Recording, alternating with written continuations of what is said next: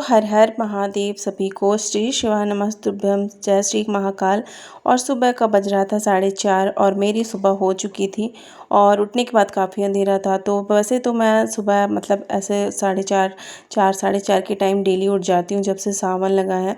और सभी को सावन की बहुत सारी ढेरों शुभकामनाएं। हैप्पी सावन। सभी की मन भगवान महादेव सभी की मनोकामना पूर्ण करें। तो सुबह नहा करके मैं जब तक आई तब तक सुबह के बज गए थे 5। और देख सकते हैं कि 5 बजे भी इतना ज़्यादा अंधेरा रहता है। मतलब सुबह ना एक ये देखिए तारा दिख रहा है, मतलब ऐसा अंधेरा था। तो मुझे तोड़ना था फूल, बट मैं आ गई मंदिर। तो मुझे लगा चलो जब तक मैं मंदिर में जा कर के शिवलिंग ही बना लेती हूँ। तो बताने वाली हूँ कि आज मैं कैसे पार्थिव शिवलिंग, घर की जिम्मेदारियाँ, 2 बच्चों का टिफ़िन, प्लस घर के बहुत सारे काम जो मतलब गिनती करी जाए ना तो बहुत सारे ढेरों काम होते हैं ऐसे जो नहीं बताया जा सकता गिनती करके कि क्या क्या करना पड़ता है एक माँ को, एक बहू को, एक हाउसवाइफ को। तो जैसे ही अंधेरा था तो मैं पहले मंदिर में आ गई नहा वहा करके और फिर मैं बनाने लगी पार्थिव शिवलिंग। इस टाइम मैं 1 महीने पूरा पार्थिव शिवलिंग बनाती हूँ मिट्टी के। तो कैसे बनाती हूँ और कैसे सारी चीज़ें मैनेज करती हूँ, आज ऐसी 4 आदतें मैं आप लोगों के साथ में अपनी शेयर करने वाली हूँ कि किन आदतों की वजह से मैं सारी चीज़ें मैनेज कर पाती हूँ। तो सुबह उठ के मैं नहा ली थी। नहा क्यों ली थी? क्योंकि मैं कुछ काम रात में कराती हूँ और सुबह उठना तो इतना पॉसिबल नहीं हो पाता अगर मैं रात में कुछ काम ना करूँ तो। क्योंकि जैसे मैं उठूँ तो मुझे तो झाड़ू पोछा करते यही सारा टाइम निकल जाए और मैं तो नहा ही ना पाऊँ। तो इसलिए मैं रात में कोशिश करती हूँ कि 1 महीने मैं अपने जो भी मेरे सारे काम हैं वो रात में ही करके आ जाऊँ। सुबह मुझे उठ के नहाने बस के लिए रह जाए, या फिर कभी रेयर ऐसा रह जाता है कि मैं पोछा कर दूँ। रात में ऐसे पोछा नहीं करा जाता तो सुबह उठ के मैं पोछा कर देती हूँ। उसके बाद मैं नहा लेती हूँ और नहा कर के आ जाती हूँ मंदिर। उसके बाद मतलब 4:30 बजे तक मैं उठ ही जाती हूँ। 5 बजे तक नहा वहा के रेडी, मतलब 5:30 तक मैं पूजा करने आ ही जाती हूँ। और उससे जिससे मेरी पूजा 6:30 मतलब 6:15 तक मेरी पूजा कंप्लीट हो जाती है। और ऐसा होता ना कि उसके बाद के जो काम है ना वो मेरे काम भी हो जाते हैं। तो आज मैं ऐसी चीज़ें बताने वाली हूँ कि नंबर पहला कि सुबह मॉर्निंग में एक ऐसी दिनचर्या, अगर आपको कुछ करना है तो मतलब सुबह मॉर्निंग में अगर जल्दी फ्री होना और सारे कामों को बिना स्ट्रेस वाली मॉर्निंग आपकी बनानी है कि एकदम अच्छी वाली, कि बिना कोई फालतू का स्ट्रेस लिए सारे काम ईज़िली हो जाए, सारा कुछ अच्छे से हो जाए और कोई एक ऐसा ना भार भी ना रहे, बोझ भी ना लगे कि मेरे काम अभी बाकी हैं। तो रात में कुछ काम ऐसे हैं जो आप कर लें, सुबह आपकी मॉर्निंग ना बहुत अच्छी होने वाली है। तो देख सकते हैं कि अभी थोड़ा थोड़ा उंजेला हो गया था तो मैं आ गई फूल तोड़ने, क्योंकि जिस टाइम मैं आई थी उस टाइम मुझे एक भी फूल दिखाई नहीं दे रहे थे, बहुत ज़्यादा अंधेरा था। तो मैं फूल तोड़ करके आ गई हूँ। हेलो एवरीवन, श्री शिवाय नमस्तुभ्यम। और सुबह का बज रहा है 5:30 और अभी मैं आ चुकी हूँ नहा करके छत पे भगवान जी की पूजा करने। तो आज से मैं बनाने वाली हूँ शिवलिंग, जो कि भगवान जी के पार्थिव शिवलिंग। तो इसलिए मैं सुबह आज नहा करके वो बात करती हूँ। नंबर दूसरा कि पहला कि ब्रह्म मुहूर्त में उठना आपके जीवन को एक नई दिशा देता है, आपकी लाइफ को बहुत सुंदर बनाता है और पॉजिटिविटी से भर देता है। तो जो भी सोच रहे हैं ना कि ब्रह्म मुहूर्त में उठें तो वो ज़रूर से उठना चालू कर दें, क्योंकि बहुत अच्छा टाइम होता है ना जब अपने आप को हम समय दे पाते हैं, अपनी लाइफ के लिए कुछ कर पाते हैं। अपनी घर गृहस्थी से निकल कर दिन भर घर के कामों में ही सारा दिन निकल जाता है, मतलब सुबह से शाम तक खुद के लिए कुछ करने के लिए टाइम नहीं मिलता। तो सबसे अच्छा है कि आप ब्रह्म मुहूर्त की ऐसी कोई दिनचर्या बनाएं जो सुबह कम से कम 4-5 बजे का मतलब टाइम हो।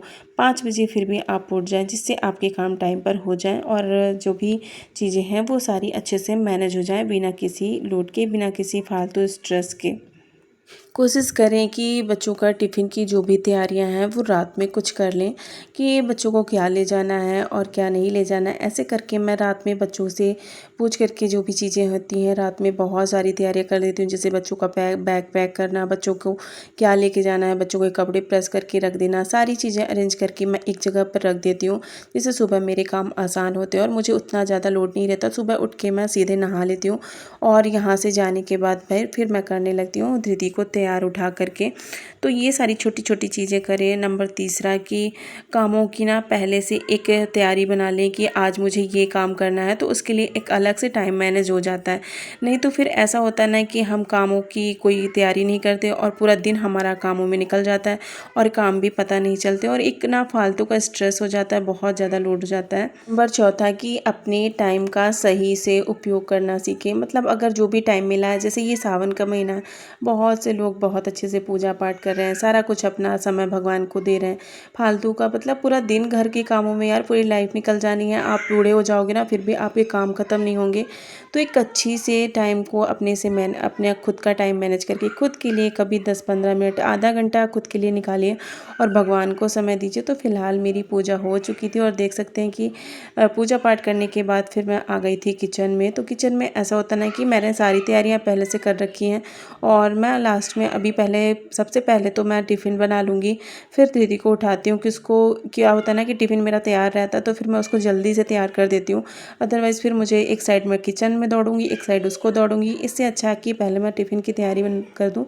तो धृति ना मिक्स वाली ये मतलब सारी वेजिटेबल कट करके मैं मिक्स पराठा सेक देती हूँ घी लगा करके, जो रागी के आटा का बनाती हूँ।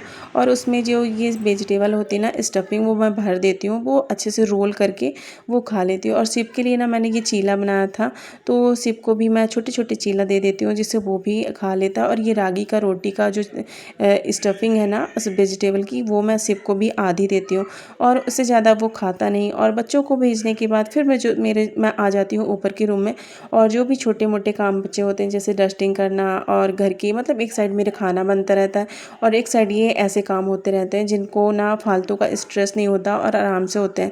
जब बच्चे स्कूल चले जाते हैं तो वैसे भी काफ़ी टाइम फ्री होता है जिसको जो काम हम आराम से कर पाते हैं। और 10 से 11 बजे तक मेरे जो काम हो जाते हैं उसके बाद मैं कर लेती हूँ अपने फ़ोन, मतलब अपने जो वीडियो होते हैं उनकी एडिटिंग। और ऐसे करके मेरा टाइम पूरा मैनेज हो जाता है। और उसके बाद जब बच्चे आ जाते हैं स्कूल से तो फिर मैं 1-2 घंटे उनको भी सुला देती हूँ और आधे 1 घंटे मैं खुद भी आराम कर लेती हूँ। क्योंकि जब मॉर्निंग में जल्दी उठ जाओ ना तो फिर ऐसा होता है ना कि दोपहर में थोड़ा बहुत आलस या नींद आ ही जाती है और वो हेल्थ के लिए अच्छा भी होता है। तो आप भी अपने टाइम को मैनेज करिए और अपने जीवन में इन छोटी छोटी 4 आदतों को ज़रूर से शामिल करें। देखेंगे कि आपके काम भी आसान होंगे और आपकी लाइफ भी बहुत अच्छी हो जाएगी। तो इस सावन भगवान भोलेनाथ का अपने से पूजा पाठ करिए और भजन करिए और कमेंट में हर हर महादेव जरूर लिखिएगा। तो मिलते हैं नेक्स्ट ब्लॉग में, तब तक के लिए बाय।